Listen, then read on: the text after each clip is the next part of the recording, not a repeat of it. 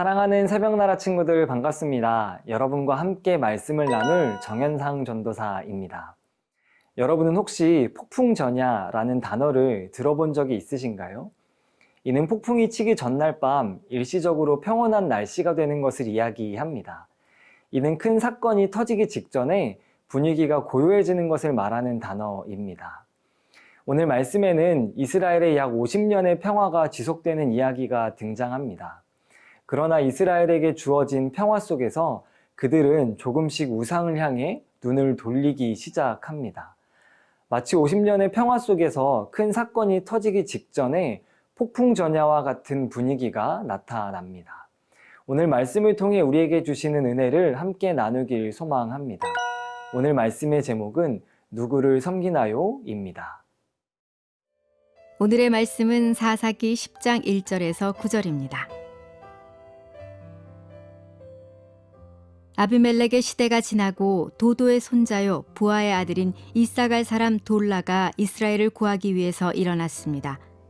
그는 에브라임 산간지대에 있는 사밀에 살았습니다. 그는 23년 동안 이스라엘을 사사로 다스리다가 죽고 나서 사밀에 묻혔습니다. 그 뒤를 이어서 길르앗 사람 야일이 일어났습니다. 그는 사사로서 22년 동안 이스라엘을 다스렸습니다. 야일에게는 30마리 당나귀에 탄 30명의 아들이 있었는데 그들은 30개 성읍을 다스렸습니다. 그리하여 길르앗에 있는 그곳을 오늘날까지 하봇 야일이라고 부르고 있습니다.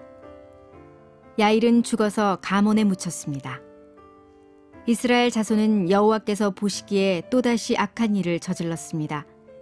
그들은 바알과 아스타롯과 아람의 신들과 시돈의 신들과 모압의 신들과 암몬 자손의 신들과 블레셋 사람들의 신들을 섬겼습니다. 그들은 여호와를 버리고 더 이상 그를 섬기지 않았습니다. 여호와의 분노가 이스라엘을 향해 불타올랐습니다. 그분은 블레셋 사람들과 암몬 자손의 손에 그들을 팔아넘기셨습니다. 그들은 그 해부터 이스라엘 자손을 괴롭히고 못살게 굴었습니다. 그들은 요단강 건너 아모리 사람의 땅, 곧 길르앗에 사는 모든 이스라엘 자손을 18년 동안 괴롭혔습니다. 암몬 자손들이 요단강을 건너 유다와 베냐민과 에브라임 지파와 싸웠습니다.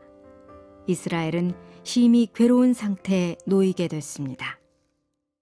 오늘 본문은 아비멜렉의 시대가 끝난 후 우리가 흔히 이야기하는 소사사의 시대가 시작됨을 이야기합니다. 이스라엘은 소사사 돌라와 야일의 시대를 통해 약 50년간의 평화를 누리게 되었습니다. 우리가 그들을 소사사라고 부르는 이유는 무엇일까요? 그 이유는 그들의 업적이나 활동 기간이 적어서 그런 것이 아니라 사사기에서 이들에 대한 묘사가 매우 짧기 때문입니다. 본문에 먼저 등장하는 소사사는 이사갈 사람의 아들 돌라입니다. 우리 함께 본문 2절 말씀을 보겠습니다. 그는 23년 동안 이스라엘을 사사로 다스리다가 죽고 나서 3일에 묻혔습니다. 이사갈 사람 돌라는 이스라엘을 23년 동안 사사로 다스리다가 죽고 3일에 묻혔습니다. 그는 사사로서 이스라엘에 23년의 평화를 가져다 주었습니다. 돌라가 죽은 후 새롭게 등장한 사사는 길르앗 사람 야일입니다. 우리 함께 본문 3절 말씀을 보겠습니다. 그 뒤를 이어서 길르앗 사람 야일이 일어났습니다. 그는 사사로서 22년 동안 이스라엘을 다스렸습니다. 길르앗 사람 야일은 사사로서 이스라엘에 22년간의 평화를 가져다 주었습니다. 아비멜렉의 시대가 끝난 후 이스라엘은 돌라와 야일을 통해 약 50년의 평화가 이어졌습니다. 그런데 그들 안에 조금씩 하나님을 떠나려는 모습이 자라나고 있었습니다. 하나님께서 주신 평화 속에서 그들은 하나님을 더욱 깊이 따르는 것이 아니라 조금씩 가나안 우상을 향해 눈을 돌리고 있었기 때문입니다. 사랑하는 새벽나라 친구 여러분, 여러분은 하나님께서 주신 평화 속에 있을 때 어떻게 행동하시나요? 혹시 하나님이 기뻐하시는 일이 아닌 내가 기뻐하고 좋아하는 일을 하고 계시지는 않으신가요? 이스라엘에게 약 50년의 평화가 임했을 때 그들이 조금씩 우상을 향해 눈을 돌렸던 모습을 담지 않기를 바랍니다. 하나님이 우리에게 평화를 주셨을 때 하나님에 대한 그 기억을 잊지 않고 날마다 말씀을 묵상하며 살아가는 저와 여러분, 우리 모두가 되기를 소망합니다.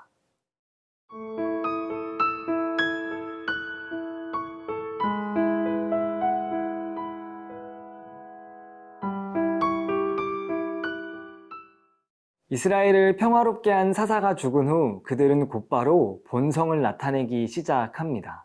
우리 함께 본문 6절 전반부의 말씀을 보겠습니다. 이스라엘 자손은 여호와께서 보시기에 또다시 악한 일을 저질렀습니다. 본문 말씀은 우리에게 큰 충격을 전해줍니다. 이스라엘은 여호와께서 보시기에 또다시 악한 일을 저질렀고 심지어 여호와를 버리고 더 이상 그를 섬기지 않았기 때문입니다. 하나님이 사사를 통해 그들에게 평화를 허락해 주셨지만 사사가 죽자 그들은 이내 본성을 드러냅니다.